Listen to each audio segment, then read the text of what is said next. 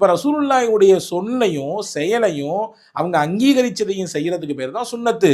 அதனால இந்த பராத்தினுடைய இரவிலே நின்று வணங்கி வழிபடுவதும் அதிகப்படியான நஃபிலான வணக்கங்களை மேற்கொள்வதும் மறுநாள் பகல் பொழுதிலே நோன்பிருப்பதும் சுன்னத்தான காரியம் என்பதை நீங்கள் கவனத்தில் கொள்ள வேண்டும்.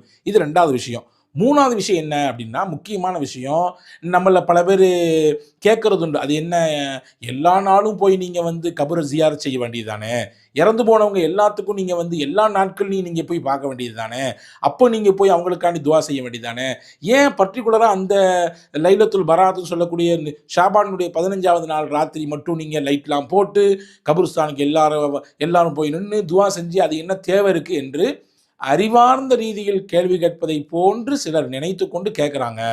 நாம சொல்றோம், நேரடியாக ஹதீஸுக்கு வருவோம். பெருமானார் ஸல்லல்லாஹு அலைஹி வஸல்லம் என்ன செஞ்சாங்க இந்த ராத்திரி?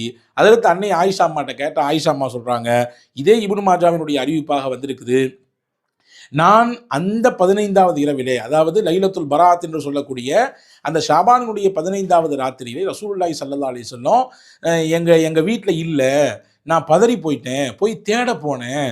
தேட போய் பார்த்தா ரசூலுல்லாஹ் பக்கீல இருந்தாங்க. பக்கீனா என்ன? மதீனாவுக்கு போன எல்லா மக்களுக்கும் தெரியும். பக்கீனா மதீனாவினுடைய பொது மையவாடி. அந்த பொது மையவாடியில நீண்ட நேரம் நின்று ரசூலுல்லாஹி ஸல்லல்லாஹு அலைஹி வஸல்லம் துவா செஞ்சாங்க. யாருக்கு துவா செஞ்சாங்க? அங்க அடக்கப்பட்டிருக்கக்கூடிய கபராளிகளுக்கு, அங்கே அடக்கப்பட்டிருக்கக்கூடிய முன்னால் இறந்து போன மக்களுக்காக வேண்டி ரசூலுல்லாஹி ஸல்லல்லாஹு அலைஹி வஸல்லம் துவா செஞ்சாங்க.